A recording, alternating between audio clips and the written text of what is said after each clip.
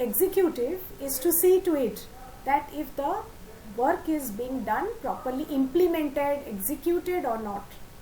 Okay, so the legislature makes the law and the executive executes it or sees to it, supervises it that the laws are being implemented properly. So in case they are not implemented properly or they are not executed properly, who will look into it? Who comes into picture? The judiciary. Yes, it is the judiciary which comes into picture, right? So the judiciary sees to it if the law made is in accordance with to the constitution, structure of the constitution or not. So in this chapter we are going to study the role of judiciary. In the previous chapter we had seen how the laws are made, what is the need of the parliament, what is the role of the parliament or the members of the parliament, how do they make laws, how laws become popular or unpopular, and what is the role of the opposition. And in this chapter we are going to study about the role of the judiciary. So court, judiciary means what? Yes, comes into the, what comes into our mind, what comes into the picture? That is the courtroom, isn't it? Yes, it is the courtroom that comes into our picture, where number of issues come, and it is also decided by the judges who are sitting in the for the judgment. So they decide that for instance, no teacher can beat a student, or about sharing of the rivers of the water between states, or they can punish the people for a particular crime. So where it is decided? It is decided in the courts. Okay, and the work that the judiciary does can be divided into the following. First is dispute resolution. What is dispute? On one matter, if you are having a conflict, okay, like the sharing of water, we had a dispute with Chhattisgarh with the water of Mahanadi. So that is a dispute. So when there is a dispute or a quarrel, we can't say it is a quarrel, it is a dispute about the two states. It may be a dispute between two citizens also. For instance, two brothers fighting for a piece of land, or it can be between the citizen and the government, or between two states, state governments, or between the state government and the center. So such are called the disputes, and they are resolved, or the problems are taken to the court where they are resolved. Resolved means sorted out. The problems are sorted out in the court. So it is the first function that it disputes, the disputes are resolved in the court. Next is the judicial review. As the final interpreter of the constitution, that means whatever wrong or good or bad, the decisions are taken by the court. So the judiciary has a power to strike down particular laws passed by the parliament if it believes that it is done something or the law is against the basic structure of the constitution. We know the basic structure of the constitution, what should be followed. Socialism, socialist, secular, sovereignty should be there, democratic and republic. So that is the main basic structure or the main key structure of the constitution, which should have equality, liberty, justice, fraternity, isn't it? If they are being violated while making the law, then the judiciary takes its steps and it may say that the law is invalid. Okay, and that is called the judicial review. Then upholding the law and enforcing the fundamental rights. We know how many fundamental rights are there. Initially it was 7, but later on it changed to 6 rights, fundamental rights, which we had studied in class 6 and 7.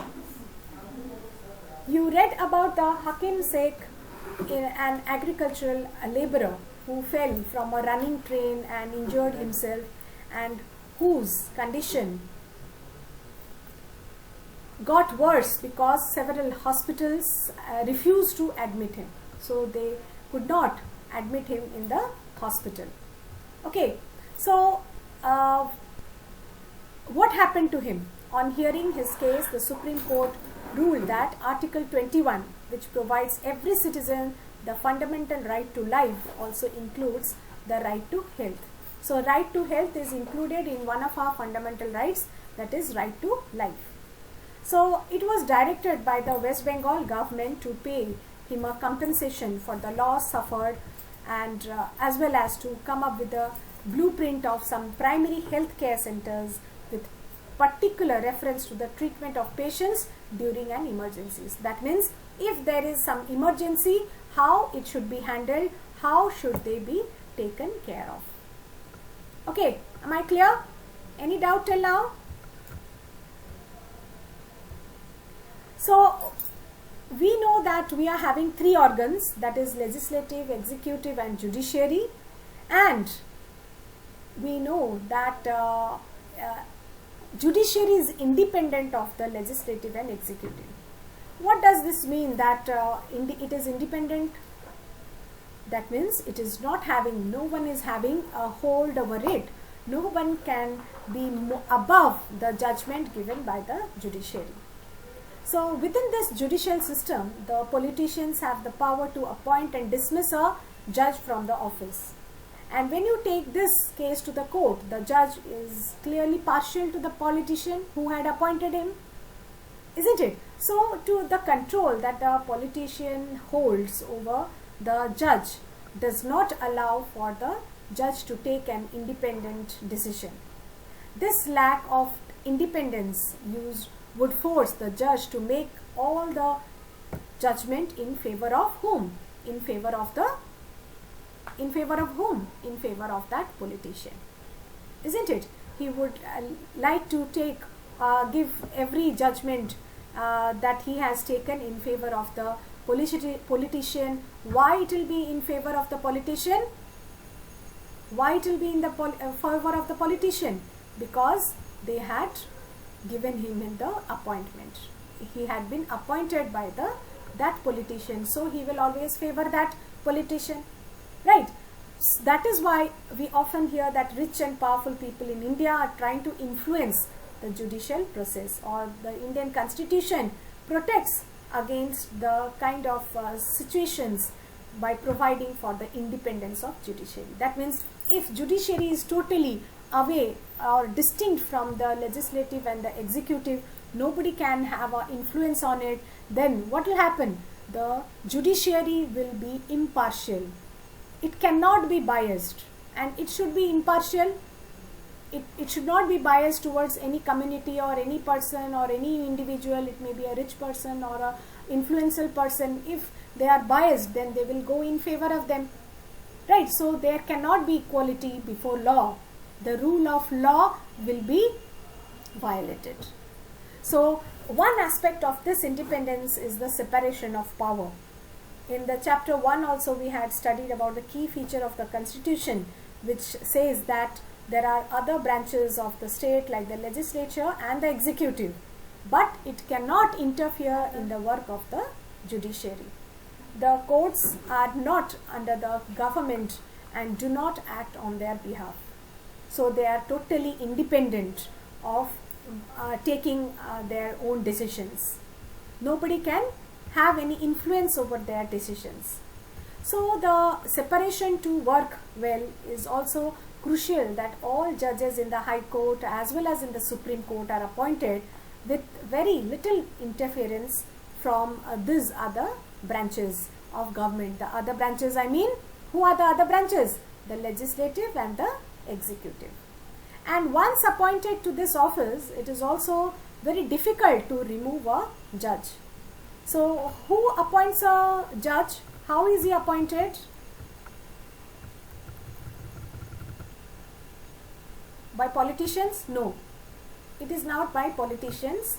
There is a procedure for, on the advice of the Prime Minister and the ministers, they are appointed, but they are appointed by the President.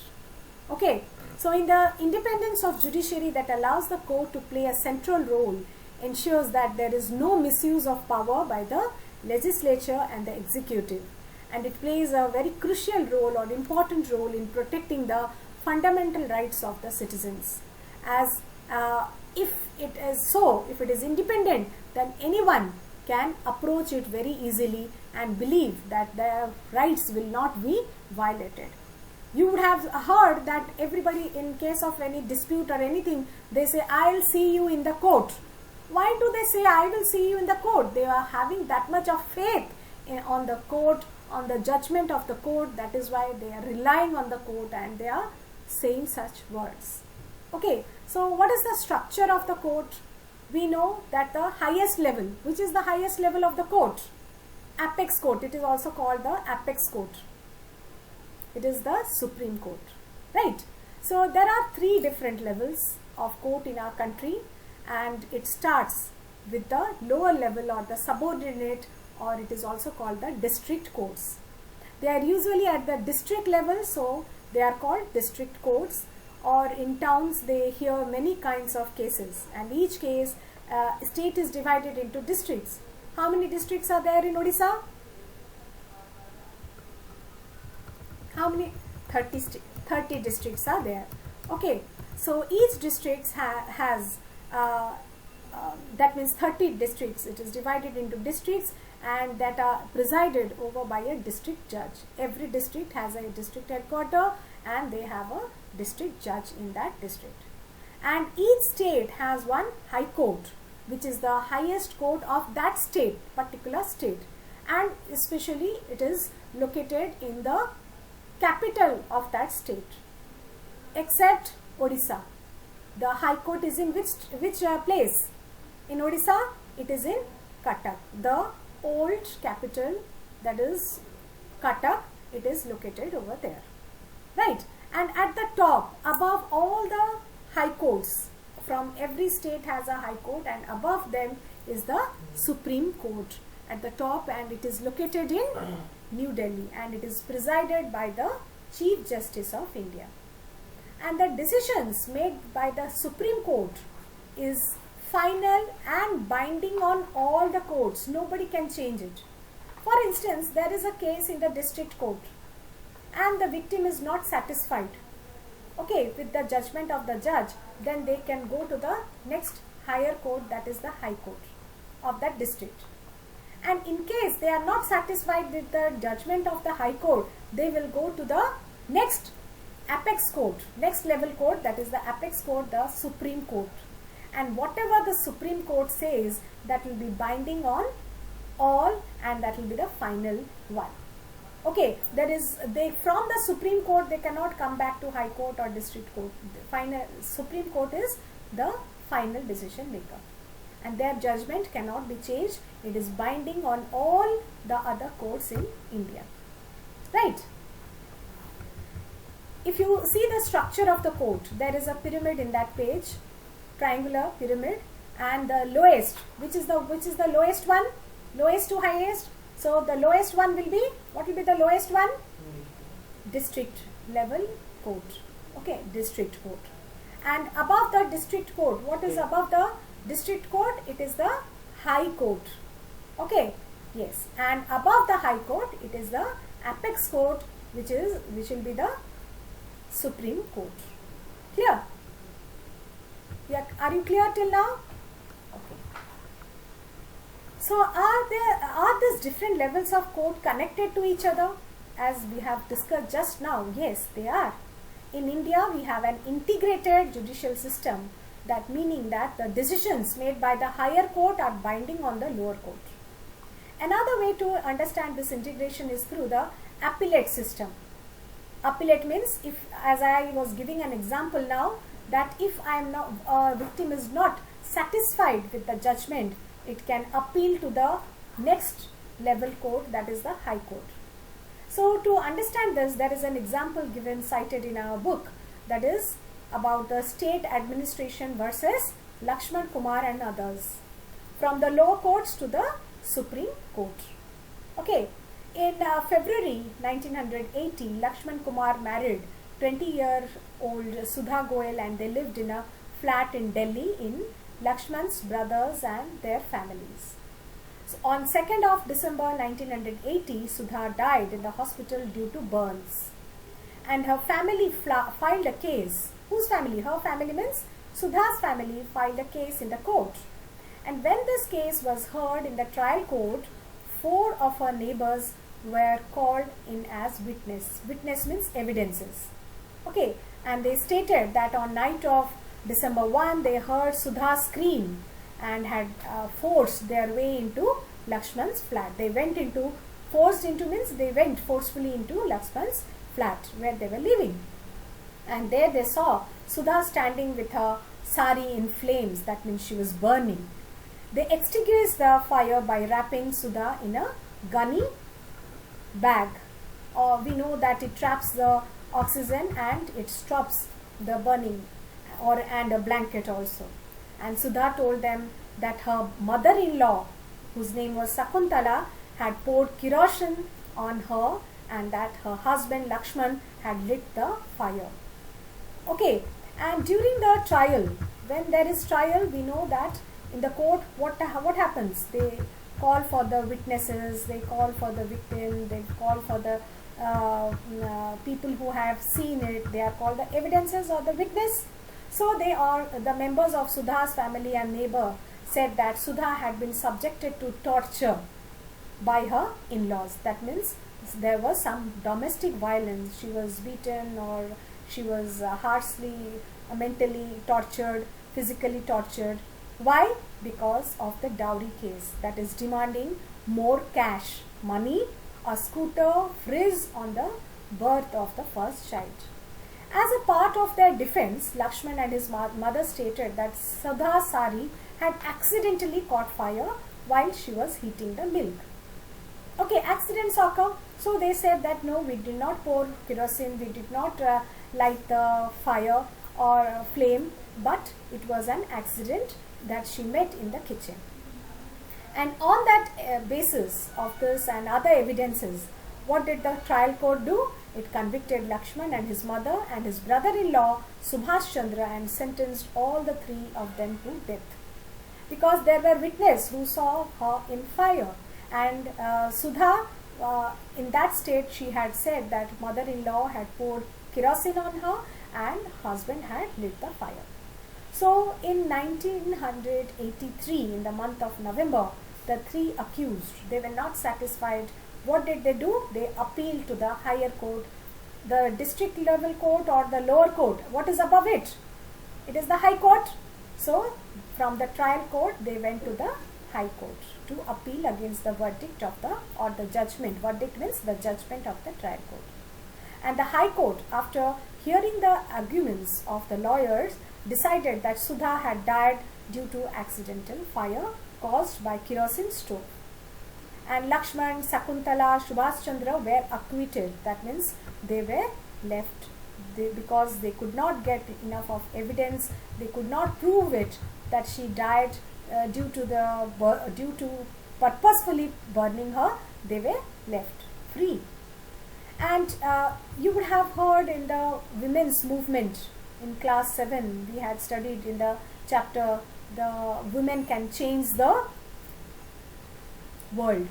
In that, what did we see? Due to the dowry case, the women had come to the streets. They went for a movement for the getting rid of the dowry system from India.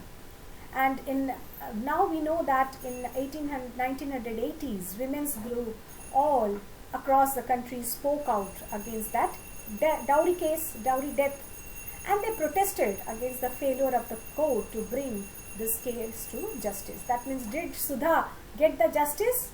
If the accused are acquitted, they are left free on the streets, has she got the justice? No. So the above high court judgment deeply troubled the women. They thought, how come the case in which they were said that they really did the crime, and how were they acquitted in the higher court? So they filed against the separate appeal against the high court decision. So where can they file it? Which is the higher court above the high court? It is the Supreme Court. So they challenged the judgment of the high court in the Supreme Court through the Indian Federation of Women Lawyers. So the women lawyers came together and took the case to the Supreme Court. And in 1985, the Supreme Court heard this appeal against the acquittal, that means who were left, that is Lakshman and his 2 members of his family.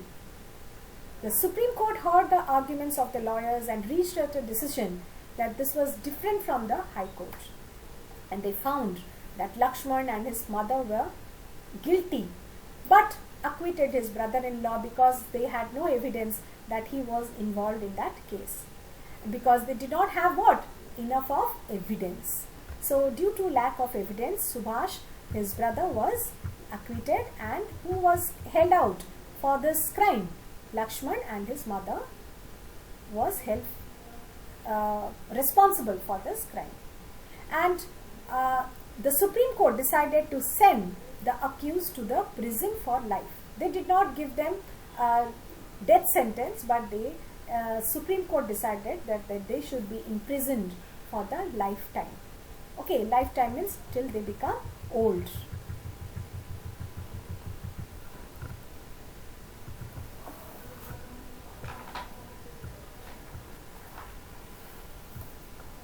So, what are the different branches of the legal system? From this example, what do we come to know about the appellate system? That means if they are not satisfied with the lower court or the district court or the trial court, then they will go to the appeal. Take the case, appeal means take the case and seek for judgment in the upper court, that is the next high level is the High Court. And then also if they are not satisfied, then they can again go to the highest level court, and the final decision is taken over there, that is the Supreme Court. Now what type of cases are taken to the court? We know that there are 2 types of court. One is criminal and one is civil.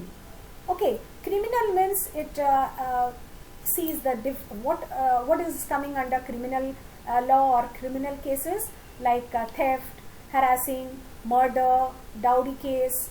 Okay, when there is harm to somebody's life, then it is said to be a criminal case. Even theft and dacoity, these are also coming under criminal case.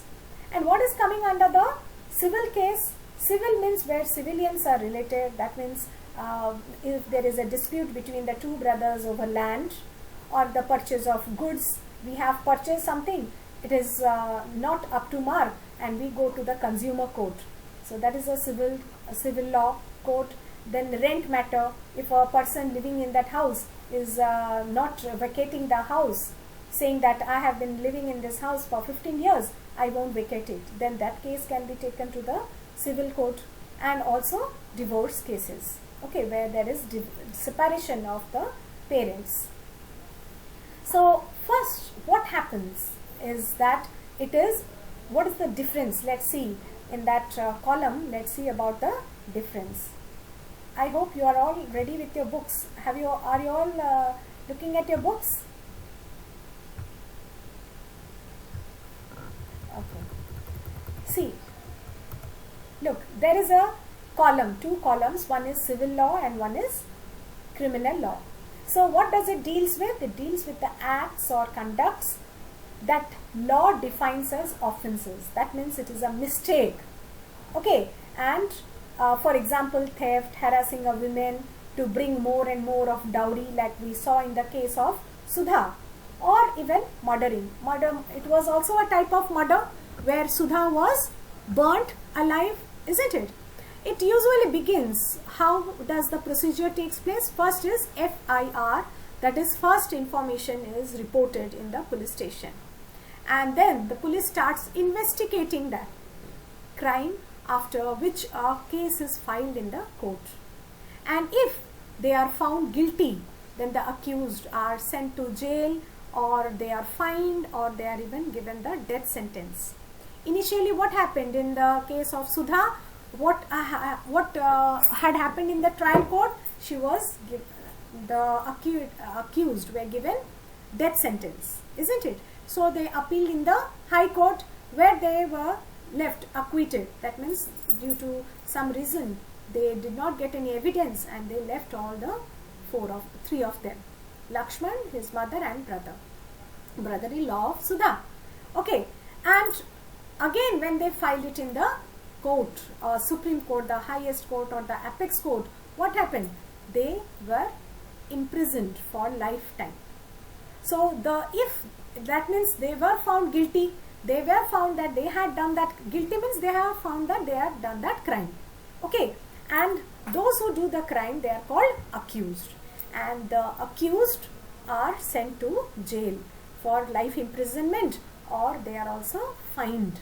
Okay, some fine is taken from them and they are left. But in this case, what has happened? In the case of Sudha, at the apex court, they had been given the lifetime imprisonment. Okay, and coming to the civil law, what happens in the civil law? It deals with any harm or injury to rights of individual. That means fundamental rights are also violated. If anybody is harmed, if anybody's life is injured or is taken away. So for example, disputes related to sale of land. Two brothers are having a land and there is a dispute among them, and that is taken to the civil law, or it is under the civil case. The purchase of goods, rent matters, divorce cases. A petition had to be filed before the relevant court. Okay, by the affected party. That means one who is affected badly, that party files a case against that in the court. In a rent matter, either the landlord or the tenant. Landlord means whose our land is that. For instance, I was talking about the person who is living in a rent for so many days. That means he is the tenant and the house owner. They both, in that case, one of them may file the case. The court gives a specific relief asked for. For instance, a case between the landlord and the tenant, the court can order the flat to be vacated, or if he has not given the pending rents till then, it has to be paid by the tenant or those who are living in the as rent. Okay, those who are living on rent, they have to pay the amount they have not paid as rent, or they can be asked to be vacating that house as soon as possible. Is it clear till this? Are you clear with it?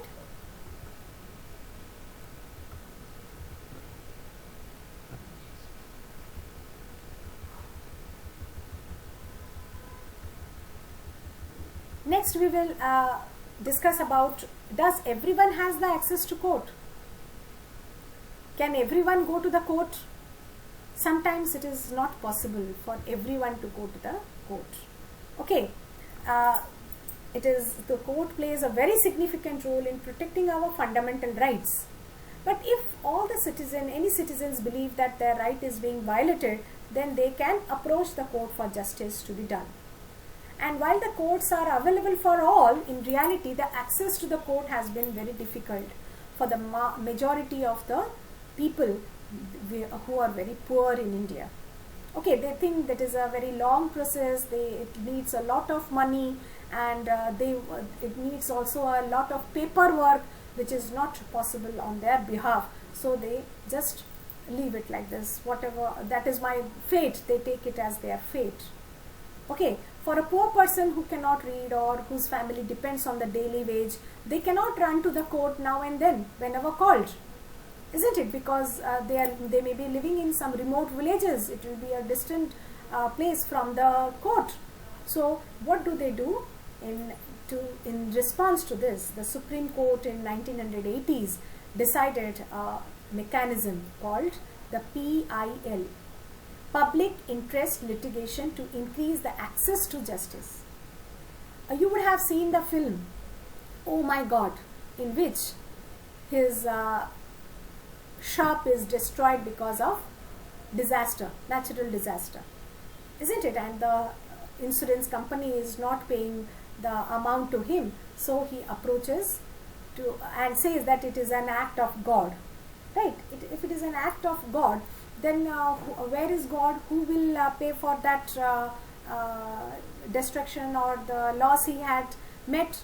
So what he goes for? He goes for a PIL, and along with him many people who have suffered because of the same cause, that is the natural disaster. they also came along with him. They filed one case. Okay, because almost all of them had the same problem.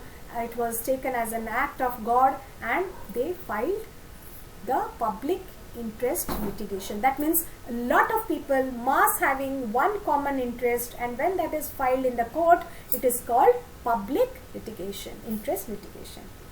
Okay, and PIL to increase, why it is done? To increase the access to the justice. It is allowed any individual or organization to file a PIL in the High Court or the Supreme Court on the behalf of those whose rights are being violated. Only those suffering, for them, one person or one individual or an organization can come together and file a case. Is that like that in the film of Oh My God? Who had taken that step? Paresh Rawal. He had taken the step of filing a PIL for the whole of the community who were suffering from that act of God or the natural disaster. Okay, and the legal process was greatly simplified, and even a letter or a telegram addressed to the Supreme Court or High Court can be treated as PIL. Just a letter.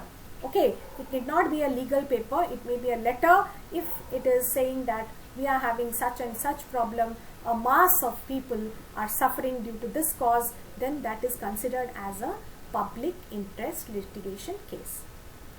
In the early years, it was used to secure the justice on a large number of issues, such as rescuing the bonded laborers from inhuman working conditions, or securing the and the release of prisoners in Bihar who had been kept in jail. Even after the term of punishment was completed, they were still kept in jail.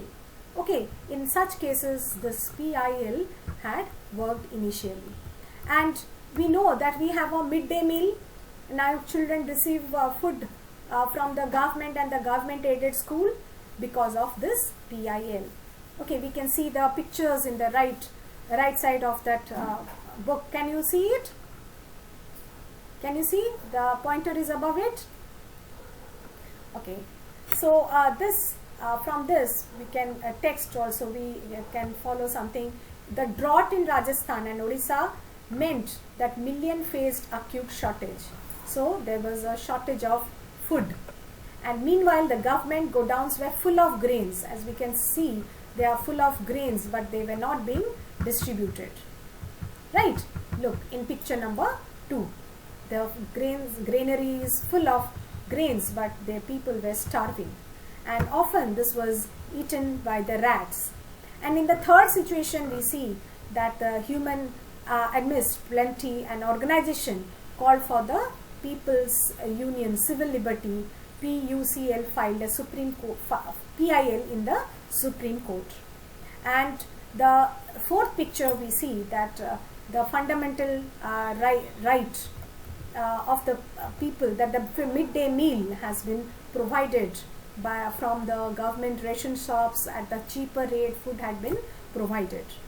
Okay, and even we know that Article 21 of the Constitution, which says that fundamental right to life, that means if we eat food only, we get the right to live, we can live. So it becomes one of the fundamental rights. If it is not followed or violated, then the Supreme Court has a right to do some actions against the state.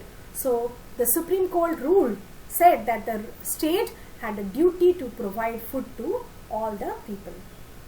Okay, and in the next class we will continue with this chapter, the next section, which is about